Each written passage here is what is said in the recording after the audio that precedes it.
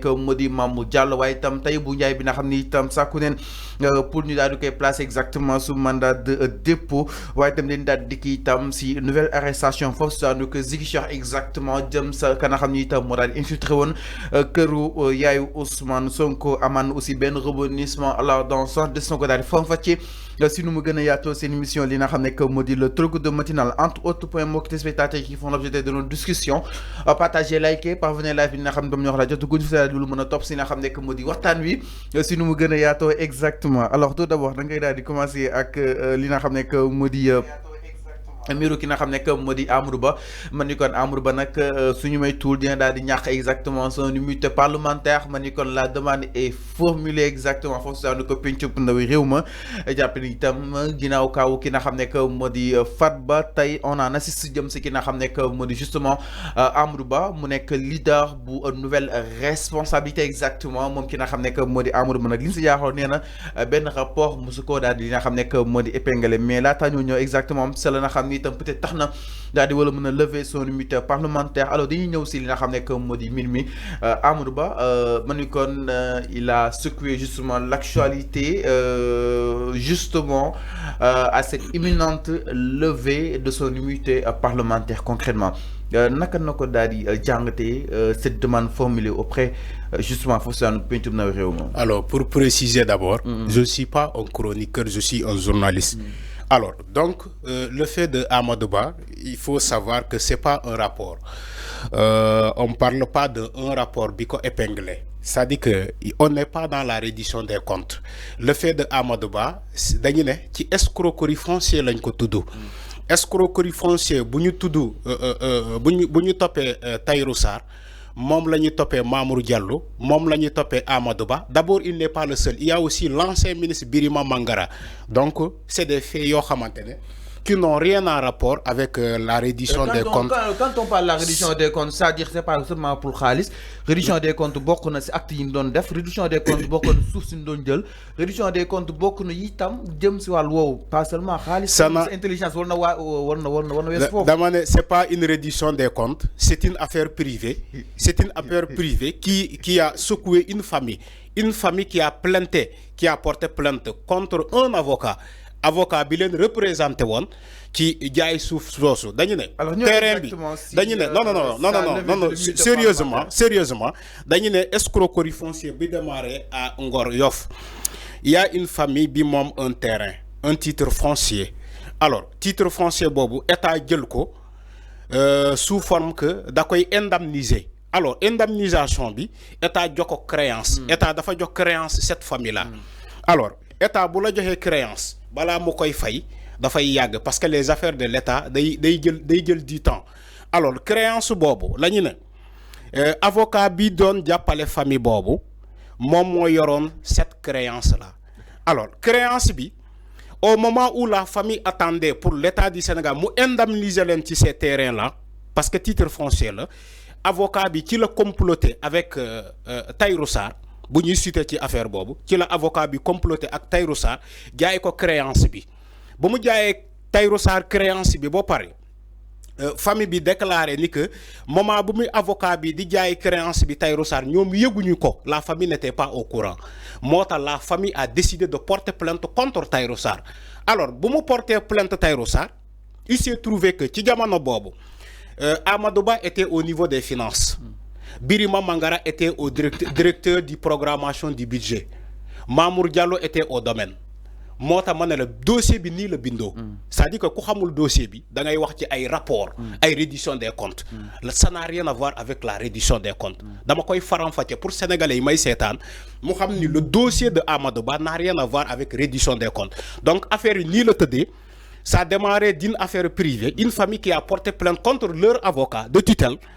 Il s'est trouvé que cet avocat de tutelle-là a pris cette créance-là, jaay ko Tahirou Sarr, qui est un homme d'affaires, alors que Tahirou Sarr, jamono buñ koy jaay comploté ci escroquerie foncière boobu, Amadou Ba était comme ministre des Finances. Alors, Mamour Diallo était au directeur des domaines et aussi Birima Mangara, qui est l'ancien ministre, était au niveau de programmation du budget. Nii la affaire yi tëdd moo tax le parquet a déclaré comme ils ont mis un mandat de dépôt contre Tahirou Sarr. Les autres war nañu leen déglu te mënuñu déglu Amadou Ba en étant député. Il faut que ñu lever son immunité parlementaire d'abord pour l'écouter. Ils n'ont pas dit que dañuy génne immunité parlementaire Amadou Ba pour tëj ko kaso. Mais comme il est lié, il est cité dans ce dossier d'une affaire privée, il faut que ñu lever d'abord son immunité parlementaire pour ñu déglu ko moom Amadou Ba ainsi que Birima Mangara. Comme Mamour Diallo a quitté le Sénégal bien avant, Mota ñu décerner un mandat d'arrêt contre Mamour Diallo. Alors, c'est ça la réalité. Le camp de Amadou Ba, il a été riposté. Quand on se fait exactement ce camp bu nu mel ñoom jàpp nañ que ni dañoo bëgg museler ki nga xam ne que moo di Amadou Ba jaarale ko fi nga xam ni itam fa leen daal di jaarale Farba Ngom concrètement alors là aussi est-ce que mën nañ jàpp ni lu nu mel musulman la wala kon. C'est un antécédent bien c'est que nous avons un privé concrètement. Ça n'a rien à voir avec l'État du Sénégal. L'État du le dossier, c'est un dossier qui n'est pas politique. Ça dit qu'il ne faut pas prendre les rapports politiques. Il ne faut pas prendre les querelles politiques. C'est des dossiers purement juridiques. Ça n'a rien à voir avec la politique. Wow, les Guignous Faré ak Amadou, ils ont le droit de dire que oui, ils vont se préparer en conséquence. Vous faites que nous sommes mentor Amadou Ba. Ils ont le droit. Mais l'affaire là ne concerne pas l'État du Sénégal. Il faut que nous soyons Sénégalais, nous écoute.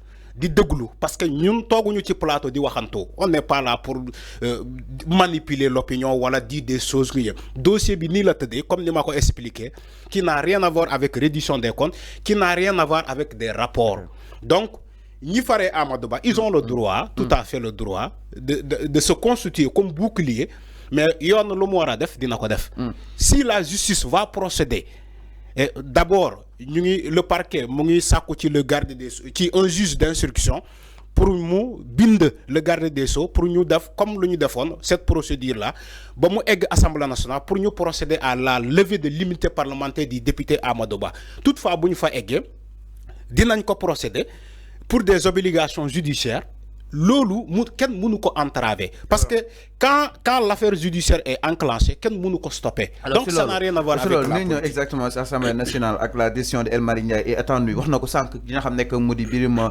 Mangara mu nekkoon ancien ministre des finances de l'économie et des finances moom itam daal di koy tuddoon boobu de litige foncier daal di koy convoqué woon li nga xam nek moo di en novembre 2024 daal di koy convoqué woon foofu saanu li nga xam nek moo di si kanam yoon ak wala yoonal sur un terrain foofu saanu ko Sébikotane décision bu mu jëloon que ni il a choisi de ne pas faire valoir son immunité parlementaire et a affirmé sa volonté de collaborer pleinement avec la justice. Après son audition, il a été libéré. Donc mën nañ jàpp ni ñi déglu rek moo tax ñu woo leen si kanam yoon ak wàllu yoonal parce qu'en novembre 2024 moom ki nga xam ne que moo di Birima ginnaaw bu nga ko déglu da nga ko bàyyam daal di ñibbi enquête bi tey boo tey muy nekk en cours tey aussi la daal di la yéen rebondissement à l'intention. Oui, c'est ce que j'ai dit, c'est-à-dire que nit yoon bu waree déglu un député quelqu'un qui est au parlement mënuñu la xëy déglu la c'est impossible. Sauf que Macky Sall moo ko fi defoon Macky Sall moo bëgg a déglu fi ay député sans ñu lever seen immunité parlementaire Macky Sall moo tëjoon fi ay député isolé leen en étant avec leur immunité parlementaire. Ahmed Aïdara ne dira pas le contraire. Des députés qui ont été séquestrés de l'Assemblée nationale. Bobu information bobu sénégalais bëri yeguñu ko. Il y avait des députés qui ont été séquestrés à l'Assemblée nationale en ayant leur immunité parlementaire. Alors, non, bien, non, si. Mais comment, en fait? Ils ont séquestré des députés. Ça dit que, dañ leen jël tëj leen ci benn bërëb ñu ne duñu plaider ba seen morom yi constitué wu ne la tant que libéré wuñu député yooyu benn loi du fi jàll moo tax ñu procéder à leur libération. Li may wax nii képp ku nekkoon ci 14e législature bi comme député xam na bu baax li may wax parce que di ma waxantu te lo jomb naa génnee loo xamante ne du dëgg ma koy wax sénégalais. Alors Birima Mangara concernant Birima Mangara et Amadou Ba et consort ñooñu dañu ne yoon dafa leen war a déglu parce que bu fekkee escroquerie am na ci benn affaire te nga nekk député il faut que ñu lever d'abord sa mbalaanal kiraay mooy maanaam sa immunité parlementaire nga ñëw yoon soog laa déglu loolu c'est pas diable c'est pas un scandale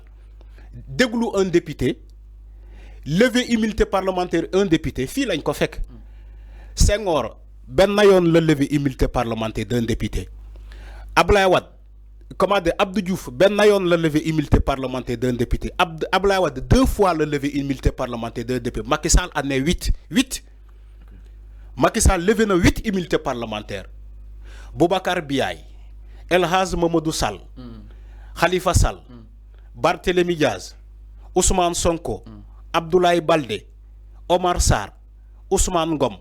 laajal ñooñu yëpp kan moo levé seen immunité parlementaire c'est Macky Sall. C'est clair alors si li ñuy ñëw c'est Assemblée nationale par rapport ak li nga xam ne que moo di sa levée de l'immunité parlementaire donc mi ngi noonu Amadou Ba ak ki nga xam ne que moo di Birima Mangara seenu ko dossier man ñu kon détaillé nañ leen exactement si nu mu gën a yaatoo c'est un terrain foofu saanu ko si bi kotaan loolu nag mi ngi remonté depuis 2024 d'où Birima Mangara a été convoqué naka noonu itam la ko daal di libéré concrètement donc ban yëkkatiwaate boobu dina xam ne que moo di dossier ñi xaar aussi justement l'audition de Amadou Ba mu daal di joxe li nga xam ne que moo di sa part de vérité justement suite ak cette situation qui s'est éclaboussée exactement alors ñu dem foofu saanu pencum na réew mi leen itam du côté de la régie exactement foofu